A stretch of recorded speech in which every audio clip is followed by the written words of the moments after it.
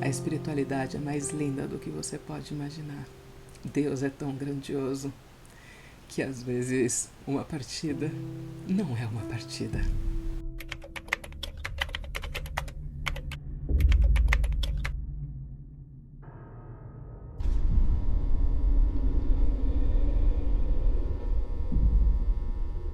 Seja muito bem-vindo aos Relatos Flix. Não esquece de enviar pra gente o seu relato. E também, olha só, deixa eu mostrar.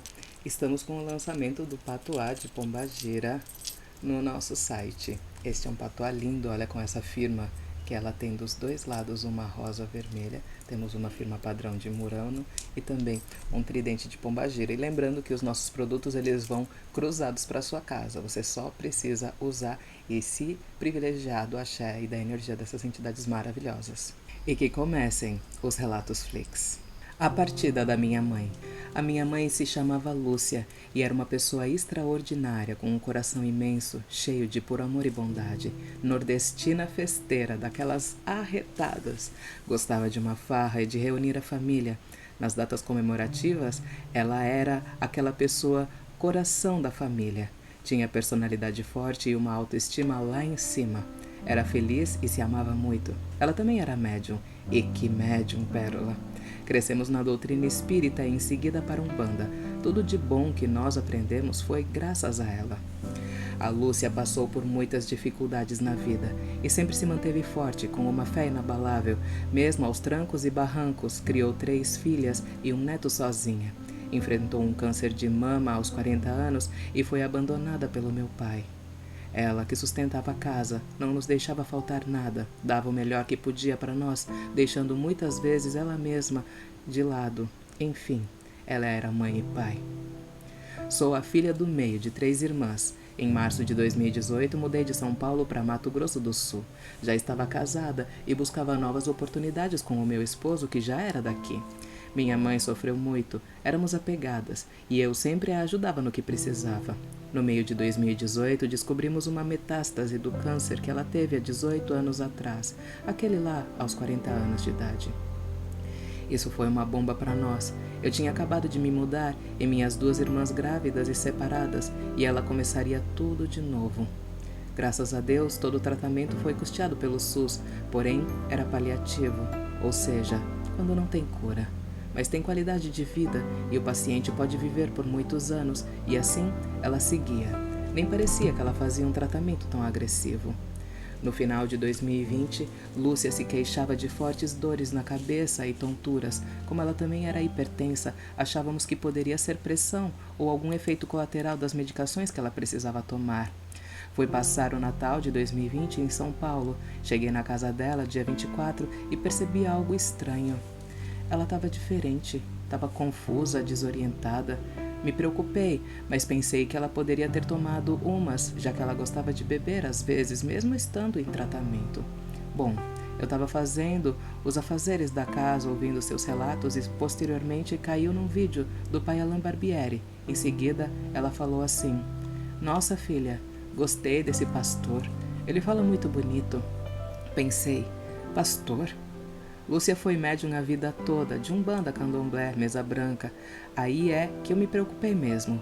Vi que ela não estava assimilando as informações recebidas e achei melhor levá-la ao regional da cidade, apenas para uma avaliação, e isso já era dia 29. No dia 30, ela teria quimioterapia e eu iria com ela. Chegamos ao hospital, fomos atendidas e passei todas as informações importantes ao médico, que logo pediu uma tomografia com contraste e uma medicação para aliviar os sintomas. Fizemos e aguardamos. O resultado saiu mais rápido do que o normal. O médico chamou e, pasmem, o chão caiu mais uma vez. As dores eram devido a uma metástase cerebral. 4 nódulos enormes na cabeça. A coitada estava tão confusa que não entendia o que o médico dizia. Fomos para casa e lá eu expliquei com calma a situação. Ela ficou sentada meia hora sem reação, enquanto eu e minha irmã só chorávamos. Na manhã seguinte, dia 30/12, fomos para o hospital, onde ela fazia tratamento. Lá tem um pronto-socorro apenas para pacientes de lá. Nesse mesmo dia, ela internou. Eu passei a noite no hospital, só que eu tinha que voltar para o meu estado e tive que me despedir dela ali mesmo. Ela não teria alta tão cedo, até que fizessem todos os exames. No dia 1º de janeiro de 2021, voltei para casa e após o ano novo, o médico confirmou o diagnóstico da metástase. Pérola, ela passou por 4 cirurgias na cabeça, sofreu uma embolia pulmonar, ficou acamada um tempo usando fralda, dificuldade de se alimentar, não tinha mais forças, mas aos poucos ela foi se recuperando, mesmo com muitas limitações, mas seguia firme. Carnaval de 2021 voltei para São Paulo para vê-la, e que mulher forte! Com o passar do tempo, ela apresentava melhoras. De acamada conseguia sentar, logo conseguia levantar, tomar banho de chuveiro. Passava de papinhas para comida. E até mesmo pizza ela já queria comer. Essa melhora se estendeu até julho, mais ou menos, só que de uma hora para outra, sem mais nem menos, ela passara a regredir tudo o que ela havia conquistado. Ela estava esquecendo. Voltou para a cama, a usar fralda, a comer papinhas, a não reconhecer mais ninguém. Passou a ver pessoas no quarto e conversava a noite toda com ninguém. Isso já foi me dando um medo. Lúcia era médium e ver parentes ou espíritos desencarnados não me pareceu um bom sinal. Ela dizia ver a minha avó, meu vô, meu tio, todos que já tinham partido. Por conta dessa piora, as internações passaram a ser mais frequentes. Nas vésperas do Dia dos Pais, eu sonhei com a morte dela. Eu vi tudo. Eu e minha irmã cuidando do seu corpo, arrumando as coisas, foi muito triste. Eu sabia que o fim estava próximo. Contei às minhas irmãs e pedi para mudarmos o curso da oração e começar a pedir para Deus que fosse feita a sua vontade, pois ela já não falava, não andava, não comia sozinha. Passou a ser um bebê e para quem é uma pessoa arretada como ela, era triste vê-la assim. A aparência dela mudou. Era outra pessoa e cada dia mais regredindo, ficando quase em estado vegetativo. O curioso, Pérola, é que ela passou a vir em sonhos e deixar recados para nós. Disse para minha irmã mais nova cuidar do filho, que no caso era o neto, que ela mais amava e que era para ela parar de ser tonta. Isso. Era isso mesmo que ela falaria. Disse que já estava cansada e que queria descansar, que a sua missão aqui na Terra estava cumprida. Disse para minha irmã mais velha cuidar da sua irmã e do bebê. Guarde essa informação. Agora, de quem ela falava, eu não sei. Eu era a única que não tinha filho. Ela sempre dizia que queria um netinho meu. Ela não reagia a mais nada. Estava em coma. Como eu falei, ela sempre arrumava um jeito de falar com a gente. Se materializou para uma tia que havia acabado de mudar para São Paulo, vinda de Pernambuco, e disse com essas palavras: "Olha, comadre, avise as minhas 3 filhas que eu não quero choro nem tristeza, quero alegria. Minha hora chegou e já cumpri minha missão. Quero que lembrem de mim como eu era feliz, vaidosa, arrumada. Vou ficar bem. Tu diz isso para elas?" E foi embora. A minha tia conta como se o tempo tivesse parado ali. Ela viu a minha mãe perfeita, assim como ela era, linda, arrumada, cabelos longos, pretos, e no dia 8 de novembro ela faleceu. Pegou Covid também, e por conta disso, o seu caixão foi lacrado. Ela não queria que a visse de jeito nenhum, do jeito que ela estava, e assim ficamos com a lembrança dela feliz e sorridente. Fui imediatamente a São Paulo para o enterro. Cheguei na madrugada do dia 9, às 2 da manhã, e fui descansar. Foram 10 horas de viagem. Tentei dormir um pouco e eu senti alguém furar a sola do meu pé com uma unha. Sabia que era minha mãe, pois era assim que ela me acordava quando eu era solteira. No café da manhã, comentei com a minha irmã e ela sentiu puxar o pé dela, pois era assim que a minha mãe a acordava também. Seguimos para o enterro, pois não haveria velório por causa do Covid. Foi um negócio estranho. Parecia que não estávamos enterrando ninguém. Não era um sentimento de luto, era um sentimento de saudade, de paz, sei lá. Como eu estava em São Paulo, aproveitei e fui a um terreiro que costumava ir na adolescência. Lá conversei com o seu Zé dos Cocos, mesma entidade de anos atrás. Que maravilha o ver novamente. Perguntei a ele sobre a minha mãe e ele disse que ela estava bem. Disse algumas coisas para o meu esposo e para mim, nas palavras dele, que eu tinha um bebê a caminho, que eu fosse ao homem de branco. Assustei, porque nem me passou em ter um neném. Ainda mais naquele momento, estava tomando remédio, estava tudo normal. Mas não dei muita importância. Ele nos deu uma guia linda de coco que está no meu carro até hoje para abençoar a nossa viagem de volta.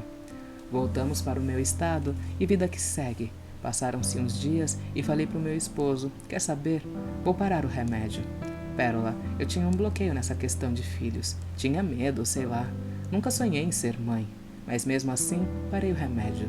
Tomei até dezembro de 2021, um mês após a morte da minha mãe. E em janeiro, engravidei. Por isso seu Zé disse que o neném, ele já estava destinado a mim. O choro se tornou alegria. O netinho que a minha mãe tanto pedia estava a caminho.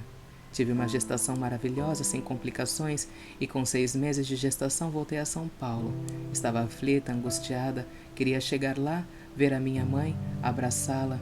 A gestação nos deixa muito emotiva, né? À noite fui dormir e já quase pegando no sono, alguém me chamou. Abri os olhos e era ela, Pérola. A minha mãe estava ali, de pé, na minha frente. Achei que foi um desdobramento. Ela falou comigo, disse que ficaria tudo bem e que eu daria conta, que eu teria um menino lindo, abençoado por Deus e que eu não me preocupasse, que ela estava bem. Ela me abraçou e saiu em seguida. Eu acordei de verdade.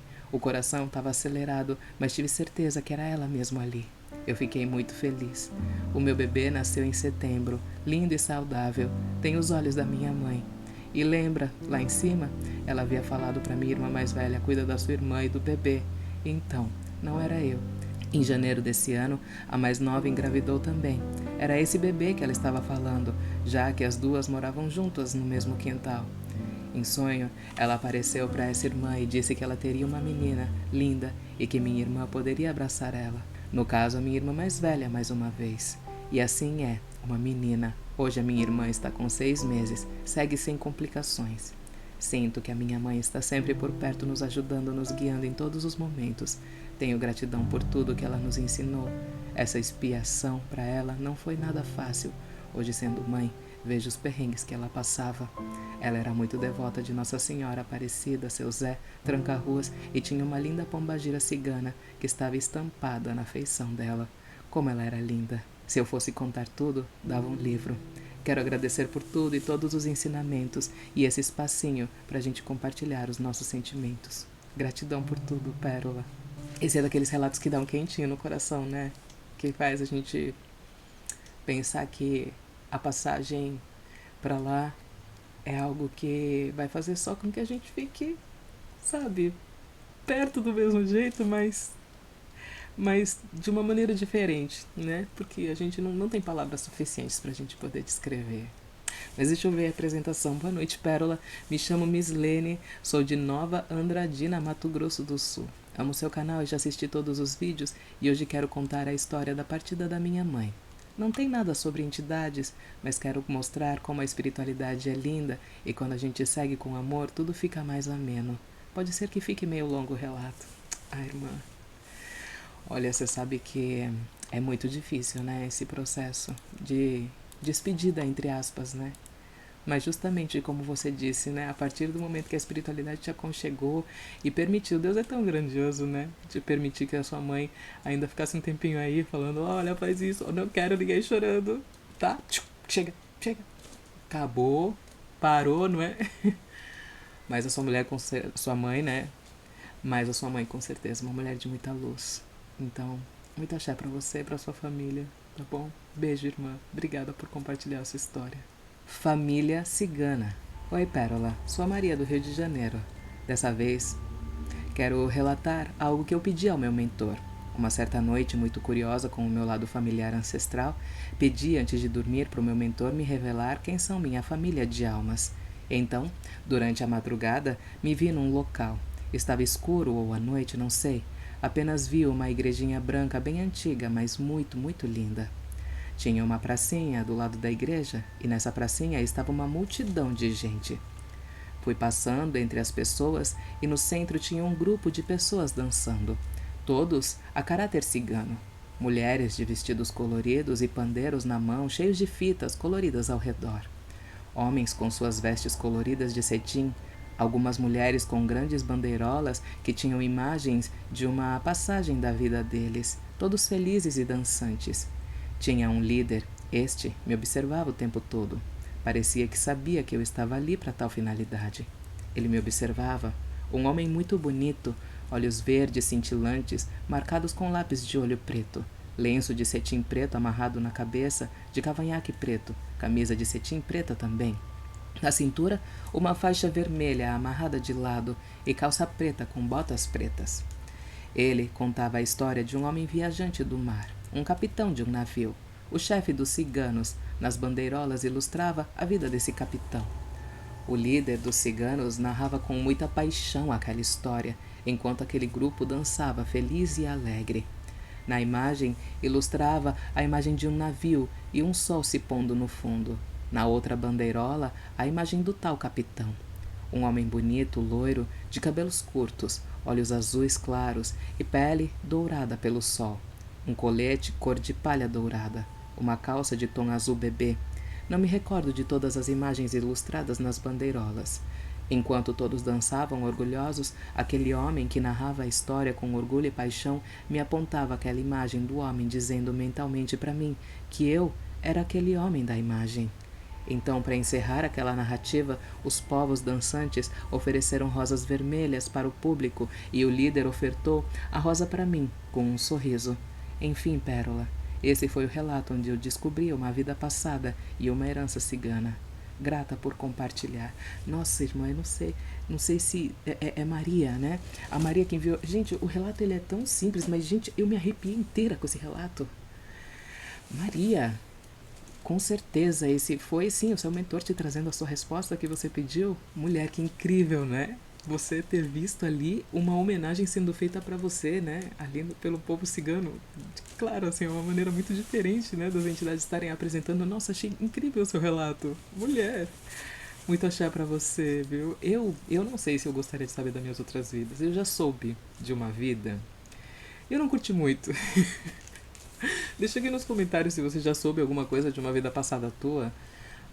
Eu digo assim, eu não. Pelo menos não foi como você, né, Maria? Você me achará, sabia? Então. A da Maria mostrou uma pessoa incrível, maravilhosa, né? Eu já descobri o meu lado super obscuro, né? Através da minha outra vida. Então eu não gostei muito, mas. Enfim, isso é papo pra outra história, né? O da catacumba. Oi, Pérola, vou contar um causo que eu ouvi aqui na cidade. Nele conta que um senhor chamado Agenor, todo final de tarde, ia tomar sua pinga no boteco em frente ao cemitério. Era um larguinho na cidade, onde tinha um pequeno comércio funcionante. Tinha um armazém, do seu Antônio, daqueles que antigamente se anotava as compras nas cadernetas, sabe, dos clientes, para pagarem no final do mês. Tinha um açougue e uma pequena floricultura quase em frente ao cemitério, entre outros, o tal boteco. Tinha também a escola municipal, onde depois do horário da saída, alguns moleques permaneciam jogando bola na quadra com os seus uniformes encardidos. Saíam de lá à noitinha. Passavam correndo em frente ao cemitério ao voltarem para suas casas, e o seu Agenor tomando as suas talagadas. Gritava, já de porre, acenando e apontando para dentro do cemitério, colocando medo nas crianças. Você aí da catacumba, levanta daí e pega essas crianças para fazer sopa de osso. Os meninos riam e corriam e gritavam. Todos os dias de aula, seu Agenor repetia aquilo. Repetia aquela fala e caía na gargalhada. Para de brincar com isso, homem. O cemitério tem dono, diziam seus colegas cachaceiros, e também o dono do boteco. O seu Agenor ria e falava que o da catacumba vinha pegar eles também, se não calassem as matracas. Assim, passavam-se os rotineiros finais de tarde. Naquela segunda-feira, o seu Agenor, às 18 horas, vendo a criançada correr, levantou cambaleando e com o copo de cachaça na mão, gritou apontando o dedo para dentro do cemitério. Vai aí da catacumba, levanta daí e pega essas crianças para fazer sopa de osso. Mal seu Agenor terminou de falar, derrubou o copo de cachaça, que se espatifou no chão e ficou estático com os olhos esbugalhados, olhando para o portão do cemitério, branco feito cera. Demorou alguns minutos para ele voltar a si, e quando voltou, estava curado do porre. Os amigos da cachaça perguntaram o que tinha acontecido, e ele respondeu muito sério e gaguejando, suando em bicas, que viu no portão do cemitério uma caveira em pé, que foi crescendo, crescendo, crescendo, e que apontou o dedo ossudo para ele e depois sumiu. Alguns disseram que ele até se mijou. Daquele dia em diante, seu Agenor nunca mais bebeu cachaça ou frequentou qualquer tipo de bar. Preferia dar uma volta enorme para ir para sua casa, a ter que passar na frente do cemitério. Esse relato, Pérola, é verídico. Ocorreu com um conhecido numa cidade do interior de Minas Gerais. Exu, será que é? Exu fica de saco cheio, gente. Seu caveira, eu compreendo também. Imagina, todos os dias você tá lá na sua casa, na paz, gente. Na paz do Senhor. Todo dia uma pessoa bêbada lá, enchendo saco, gente, apontando pra tua casa, gritando com você. Eu faria a mesma coisa. Gente, ninguém tem paciência pra essas coisas, né, gente? Pelo amor de Deus. Ninguém é Jesus Cristo, né? Só Jesus. Eu acho que conseguiria ter essa né, evolução. Jesus e Deus, eles conseguiriam. Agora nós, meros mortais, enfim, gente, não julgo. Um paraíso após uma tragédia. Quando eu tinha 5 ou 6 anos, eu pedi para minha mãe cortar abacate. Ela cortou, tirou para pôr no prato e pediu para eu esperar que ela ia no banheiro e depois voltava para amassar e colocar o açúcar. Eu, teimosa e travessa, não esperei. Subi em cima do armário de madeira pura, sabe aqueles armários maciços bem pesados, Pérola? Pois então, nesse armário só tinham coisas de vidro e porcelana, pratos, copos, xícaras. No momento em que eu subi para pegar o vidro de açúcar, esse armário caiu em cima de mim. A minha mãe conta que saiu do banheiro correndo e, quando ela não viu ninguém, ela saiu correndo pelo quintal. Achou que eu tivesse fugido. Quando ela voltou, ela viu o meu líquido vermelho saindo de debaixo daquele armário.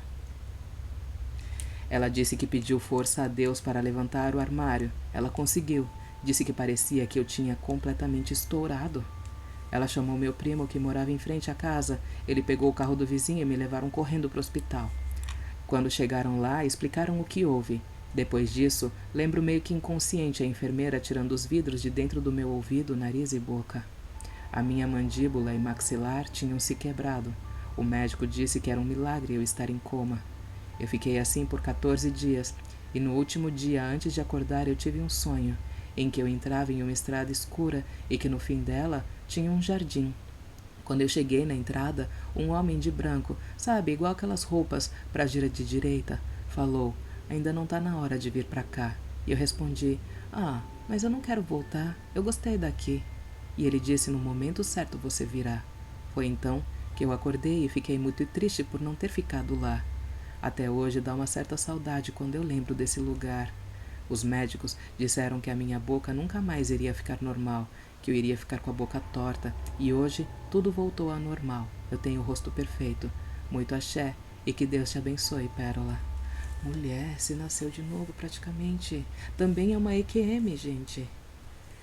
Meu Deus. Olha, você sabe que, assim, pensando, né? As entidades, elas falam, né, que aqui é o pesado, que aqui é o sofrimento, é a dor do corpo, a dor de estar vivo, né? É algo que pesa, assim, para as entidades.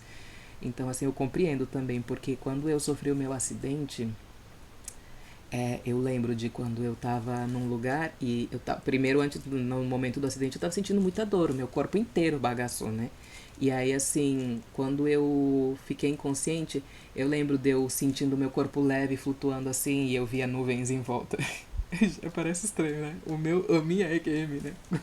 Eu via as nuvens em volta, mas eu acho que eu não cheguei a de fato, né, desfalecer. Pelo menos as maquininhas não mostraram que eu desfaleci, entendeu? Mas eu apaguei real, eu também fiquei em coma e tal. Então, assim, eu lembro das nuvens em volta de mim, senti o meu corpo leve, mas eu não via ninguém, eu só via, assim, tudo claro, assim, e as nuvens eram tons azul, rosinha, sabe, mudando os tonzinhos, assim, branquinha e tal. Enfim, irmã, imagina, gente, aqueles móveis maciços de antigamente, não é que nem os de hoje, que parece papel, né? Que perigo, gente. Minha promessa. Oi, Pérola, muito axé, minha linda. Hoje vim contar um relato sobre a minha promessa, do seu Zé do Coco. Desde a minha adolescência descobri que não podia gerar fetos, pois o meu útero era, grave bem essa palavra, era baixo, invertido e infantil. Comecei a frequentar um terreiro que a minha mãe já frequentava e camboneava as entidades dela. Em 2012, os guias baianos começaram a falar que eu iria embuchar. Eu pensei comigo: eles querem me agradar só porque eu tô ajudando o terreiro. Querem me enganar. Tipo, São Tomé, vê pra crer, risos. Até porque tinha 3 laudos médicos diferentes de que eu não poderia nunca engravidar. Eu fiz uma viagem com o meu namorado na época. No dia 12 de outubro tivemos intimidade e no dia 13 eu menstruei normalmente. Para minha surpresa, dia 12 do 12 do 12, dia do aniversário do meu pai, que faleceu fazia 22 anos, quando eu fui até o consultório médico, ele não acreditou, pois eu já tinha 3 laudos. Ele me disse que seria até uma gravidez psicológica, mas que não era possível eu realmente estar grávida. Tive uma gestação tranquila, apesar de todos os sustos. Conto em outro relato. Todas as giras, quando o baiano Zé do Coco estava para vir em terra, meu filho na minha barriga fazia bolas, anunciando que o baiano estava vindo. Como assim bolas? Enfim. Até que em poucos dias do nascimento dele foi falado que ele seria um grande Ogã.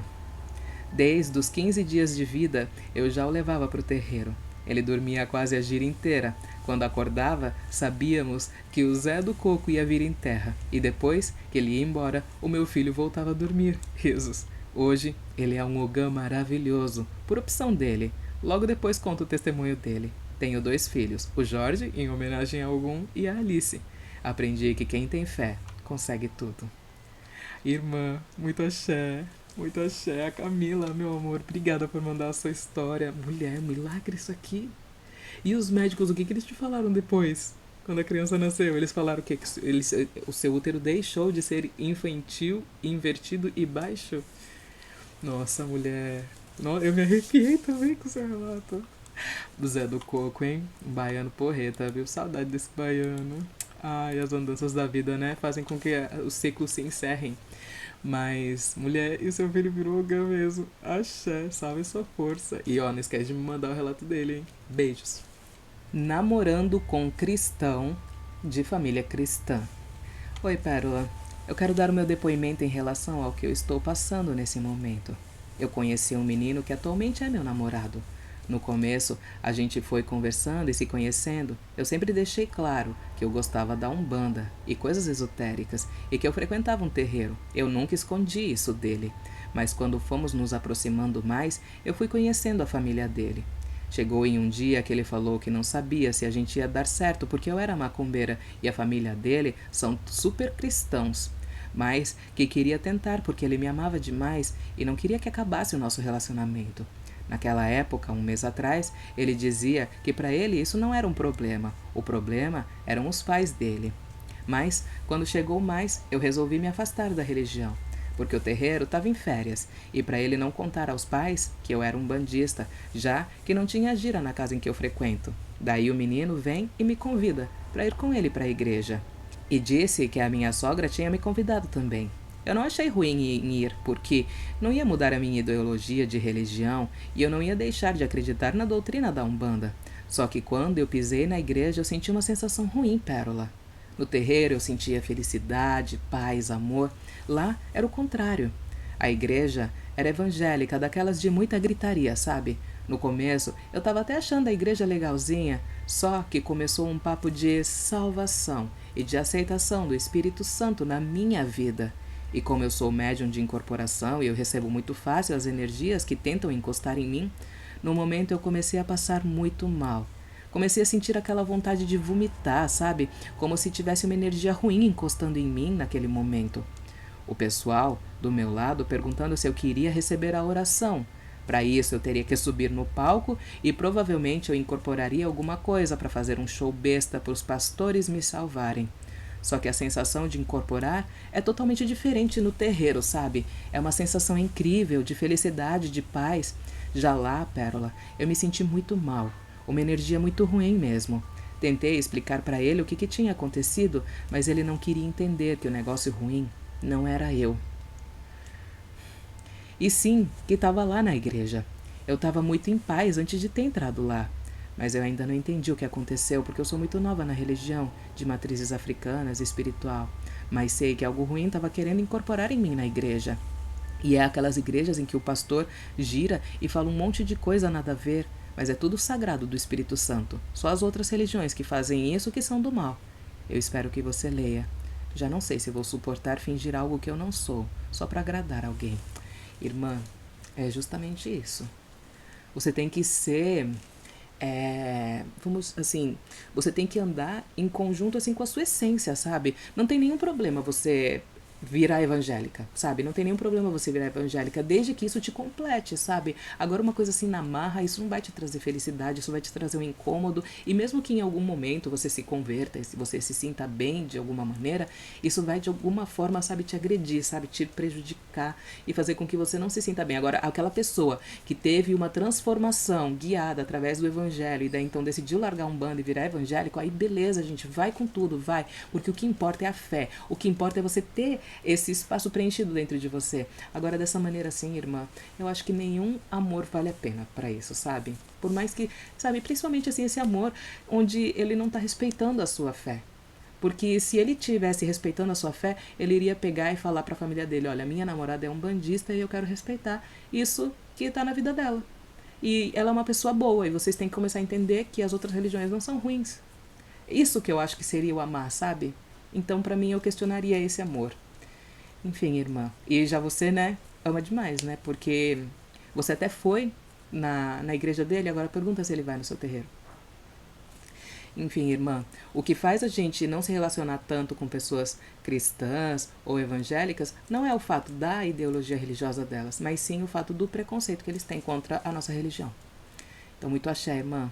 Luz pra você, hein? E a culpa não foi sua, por mais que eles tentem te falar que você é que tá com coisa ruim, tá? Beijos. Bronca de Xumirim. Desde muito novinha, eu tenho tido inúmeras experiências espirituais. Quando eu tinha perto de 5 anos e minha irmã 7 anos, passamos por uma situação apavorante. Foi apavorante para nós duas, risos. A minha mãe biológica nos leva em um terreiro de quimbanda e durante a abertura dos trabalhos a gente tinha que ficar de costas. Imagina, duas crianças, cheias de curiosidade. A gente dava um jeito de espiar vez ou outra, né? E como ficávamos sozinha em casa também por muito tempo, a gente fazia roupas de jornal e até adereços de cabeça. E então a gente dançava e cantava os pontos do nosso jeitinho. Ai, eu já vi criança fazendo isso, achei uma graça. Até que um dia a gente acordou bem cedo. Era verão. O sol já começava a entrar pela janela. Minha mãe e 3 irmãos na cama de casal, e eu e a minha irmã num daqueles berços grandes, antigos, que vira uma cama. Cobertas com um daqueles cobertores de campanha, meio transparente, sabe, por ser velho. Quando de repente se fez presente um ser. Era um ser forte, baixinho, sabe? Ele tinha uma voz forte e bem grossa, bem grave. Ele estava andando na frente do nosso berço, sabe, Pérola? Bradando algo.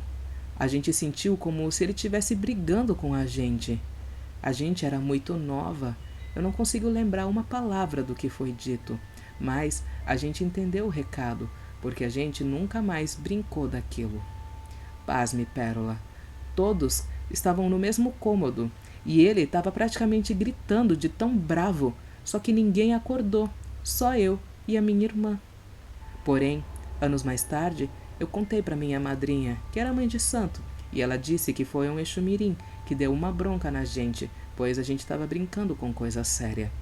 Bom, essa foi uma das muitas experiências espirituais que vivi. Beijos no teu coração. E axé. Beijos, irmã. Beijos, meu amor. E ela, a apresentação, ela falou que o nome dela é Rose. Falou, oi, Pérola, oi, Denis. Muito axé pra vocês. Muito axé, Rose. Eu não, pelo menos aqui, a gente não vê as entidades ficando bravas por conta disso. Tem até as crianças, os filhos dos sacerdotes nossos lá de São Paulo, que eu falo nosso, né, como se ele fosse meu. Os bebês, os crianças, que eles brincam lá no terreiro, que estão, sabe, dando passe, que estão incorporando, incorpora a pombagira, eles fingem tudo lá, que tá incorporando as entidades e tal e tudo. E assim, não existe um castigo por conta disso, porque são crianças, sabe? E a criança, ela tem que ser criança, ela tem que brincar, ela tem que sorrir, ela tem que aprontar, tem que bagunçar, é isso mesmo que é ser criança. Então as entidades não ficam bravas. E sabe o que eu vejo mais engraçado? É que, por exemplo, o herê de um filho de santo, que hoje é pai de santo também, ele incorpora. E eu não lembro o nome do herê, porque é muita gente, é muita gente, mas o herê desse filho de santo, ele pediu uma máscara de caveira. E esse filho de santo, ele também trabalha com Exu caveira. E aí ele pega e põe a máscara de caveira e fica assim, eu sou o Exu Caveira, eu sou o Exu Caveira, e fica fazendo as risadas assim, imitando o Exu e fazendo essa vozinha que eu fiz aqui, né? E aí, gente, você vê, a própria criança do astral tá brincando que tá incorporada de Exu Caveira. Isso quando ela está incorporada no médium aqui em Terra. Entendeu? Você percebe que assim é algo que não é tão grave assim? Então, assim, pra mim, Pérola, essa entidade aqui não era um Exumirim, entendeu? Exumirim é travesso, pode ficar bravo por causa dessas coisas, pode sim, mas ele teria orientação, entendeu? Então, assim, no meu ponto de vista, assim, leigo, à distância, não estava lá, não tem como eu afirmar veemente que não era Exumirim, mas pra mim não era Exumirim, entendeu? Poderia ser uma outra entidade que, assim, muito pelo contrário, né? Uma entidade que estava achando ruim porque vocês estavam vibrando um axé bom. Estavam vibrando um axé que é ok, sabe? E aí quem que fica irritado? Aquelas entidades que são contra esse axé, que não é o caso do Xumirim. Entendeu, irmã? Bom, um beijo pra você, muito axé. E que isso não aconteça de novo, né? Porque, pelo amor de Deus, né? Enfim, ninguém merece. Tá gostando dos relatos? Então deixa o seu comentário, é muito importante que você comente, deixa o seu like também e não esquece de compartilhar lá nos Macumbestes, nos grupos do Face, nos grupos do Whats de Macumba, que isso ajuda a gente bastante, você não tem noção, tá? Então agora sim, vamos pro último relato. Eu amo os relatos, gente, vocês têm noção. Decepcionado com a espiritualidade, EQM. O meu nome é Roberto. Vi esses dias um relato muito bonito sobre EQM e vou contar a experiência que eu tive também. Hoje eu acredito que somos mesmo privilegiados. Tivemos a chance de escolher estar aqui mais uma vez e acredito que essas experiências devam ser contadas sim. Eu cresci em uma família espírita. Meus pais, tios, avós sempre falavam sobre espiritualidade. Meus avós faziam reuniões nas casas deles, então, desde criança sempre estive por perto dessas informações. Na adolescência, comecei a participar das reuniões, onde fazíamos trabalhos para trazer informações de pessoas que se foram, para seus entes queridos. Muitas vezes, orientamos pessoas que já haviam desencarnado e não sabiam. Carregavam dores, muitas vezes apavoradas, sem entender nem saber o que fazer. Passei a estudar muito sobre a espiritualidade. Meus avós paternos foram excelentes professores. Trabalhei junto à minha família por bastante tempo e gostava muito das sessões. Aquela sensação de poder ajudar, sabe? Passando algum tempo, meu avô desencarnou. Sentimos bastante, pois ele quem nos conduzia nas nossas reuniões, mas ele já vinha nos preparando sobre a sua partida há um bom tempo. Então, apesar de sentirmos bastante, já estávamos meio que preparados. Porém, a minha avó, nem tanto. Uma vida inteira juntos, né? Obviamente, para ela acabou sendo muito mais doloroso. A companhia diária, as conversas, a saudade consumiu ela rapidamente. Pouco tempo depois, minha avó também partiu. Meus avós foram pessoas muito boas, sempre foram muito carinhosos e generosos com todos. Meus avós sempre faziam campanhas para alimentar moradores de rua, doar cobertores, agasalhos. Eram pessoas que se preocupavam de verdade com o seu próximo. Meu avô dizia que devíamos ter empatia por todos. Se estavam aqui nessa terra é porque precisavam aprender algo, passar por dificuldades sim, mas ver que existiam pessoas dispostas a ajudar também era parte do aprendizado. Ele costumava perguntar: já pensou se todas as pessoas do mundo fizessem isso? Ajudassem seu próximo? Simplesmente por ajudar? O mundo seria diferente, muito melhor, com toda certeza. Bom, meu pai assumiu as vezes do meu avô. Começou a conduzir os trabalhos na casa espírita, seguindo as orientações dos meus avós. Continuou fazendo as campanhas e ajudando da forma que podia, e muitas vezes ajudava as pessoas mesmo sem poder. Quantas vezes vi meu pai se apertar para comprar mais um cobertor, ou apertar o orçamento para levar uma cesta de alimentos para alguma família que tinham crianças. Assim como meus avós, meu pai também era muito generoso. Sempre foi um cara muito bom.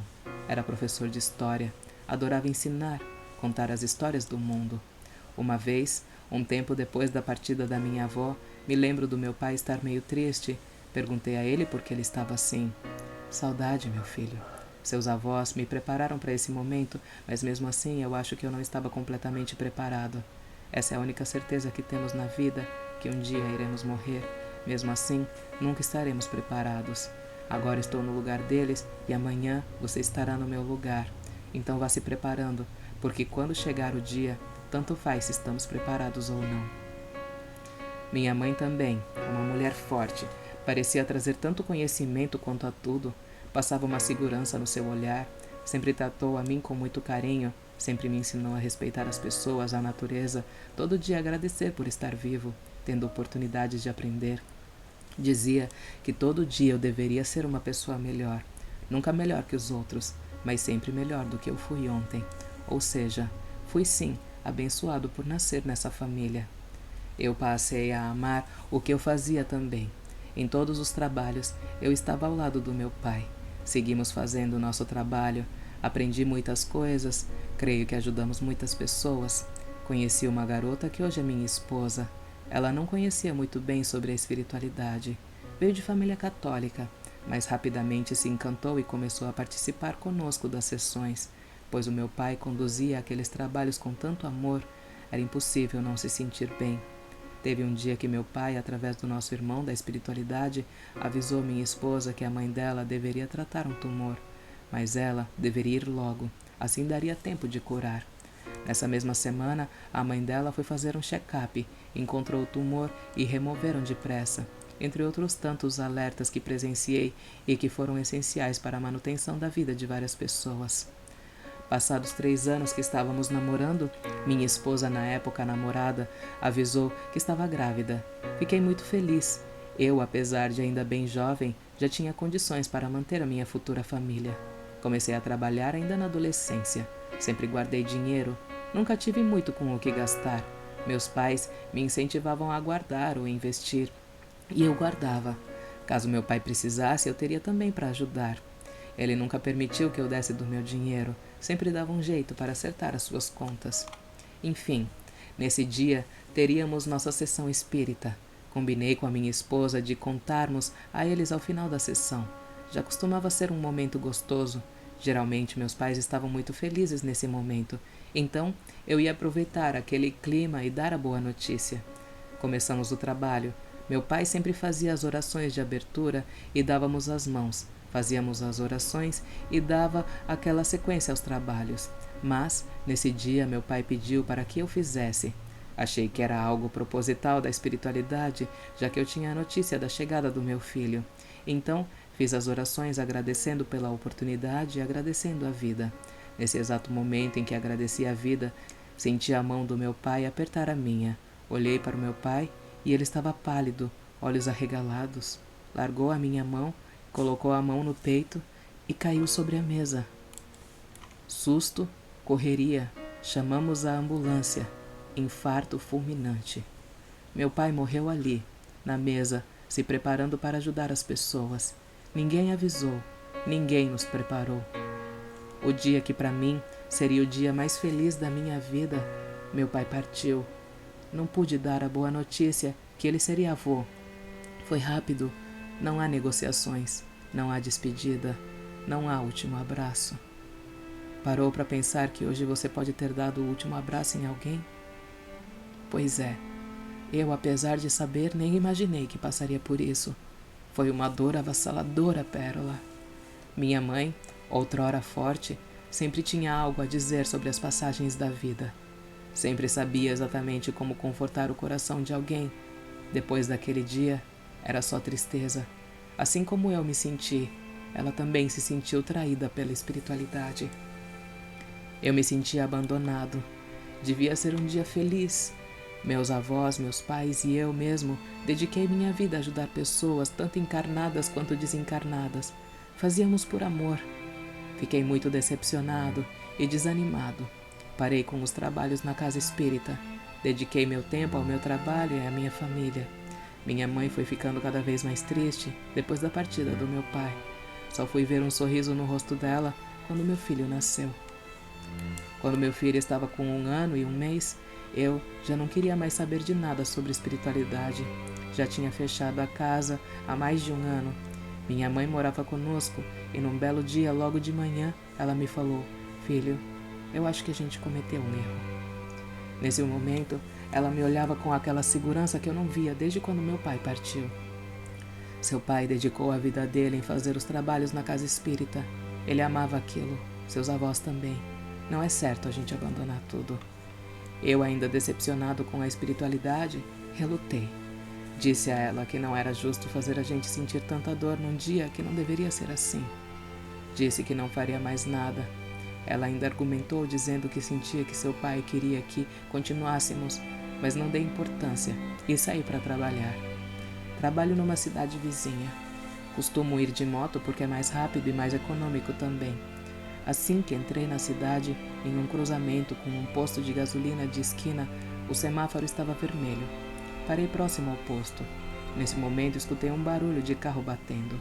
Mal deu tempo de eu olhar. Um carro desgovernado havia batido em um outro que estava na outra via do cruzamento e com a batida veio na minha direção. Me pegou em cheio. Eu fui arremessado a uns 20 metros e bati num poste. Estourou meu capacete. Eu bati a cabeça com muita força. Fiquei caído no chão. Me lembro que vieram várias pessoas. Um rapaz me dizia para eu não me mexer. Eu escutava algumas pessoas falando. Esse aí já era, hein? Sentia dificuldade para respirar. Eu não conseguia sentir as minhas pernas. Doíam o meu tórax, minha cabeça. Eu podia ver através da viseira do capacete que estava com sangue. As pessoas aglomeradas me olhando. Ouvi barulho de sirene. Não sei quanto tempo eu fiquei ali. Quando me dei conta, estava dentro de uma ambulância. Me lembro das sirenes ligadas, depois vi luzes, pessoas de branco e eu estava dentro de uma sala de cirurgia. Determinado momento, senti meu corpo flutuar. Comecei a me ver deitado na maca, pessoas em volta, meu corpo aberto e médicos mexendo em mim. Eu não sentia dor, nem medo, não sentia nada. Senti que comecei a subir. Meu corpo foi ficando distante. Era um silêncio absoluto.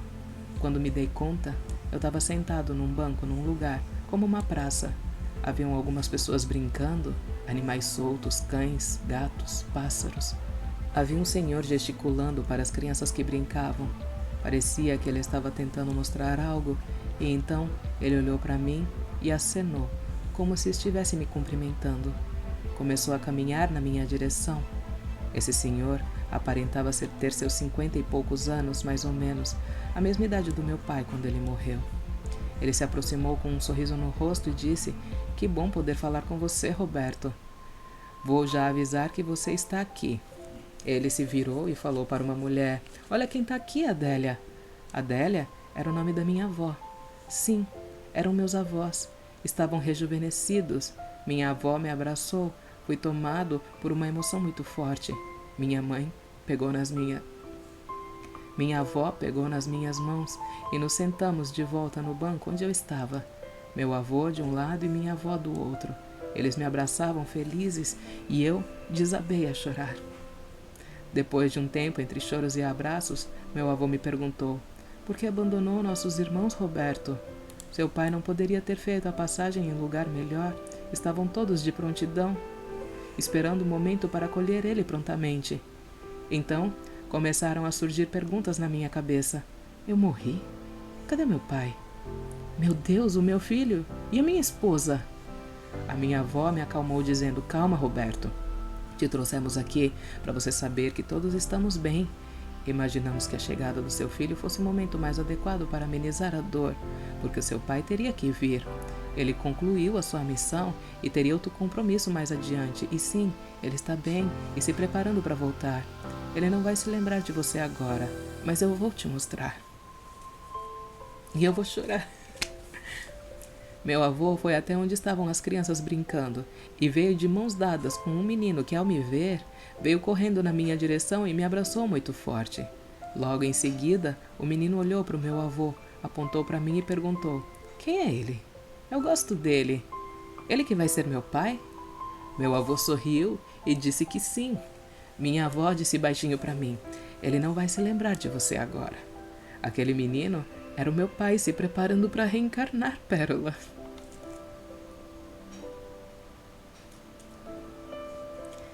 Meu avô disse que eu teria que voltar e voltar com os trabalhos na casa espírita. Disse que dessa vez não ia atrapalhar a surpresa que a minha esposa faria. O menino me abraçou de novo, depois saiu correndo e voltou a brincar. Meus avós me abraçaram e se despediram. Minha cabeça começou a girar, eu senti náuseas, muito frio e uma dor muito forte na cabeça. Acordei engasgado, queria tossir e não conseguia. Eu estava no hospital. Eu tive traumatismo craniano. Quebrei a perna, o braço, costelas, entre outros problemas, em alguns órgãos. Foram 22 dias apagado. Assim que eu voltei para casa, a minha esposa se sentou ao meu lado e disse que tinha uma notícia para me dar. Disse que estava grávida de novo. Minha mãe me disse que naquele dia do acidente, ela teve um sonho com o meu pai, dizendo que ele voltaria e que era para continuar com os trabalhos, que ele estava voltando rápido porque foi acolhido prontamente para se preparar para a nova missão, que viria como meu filho.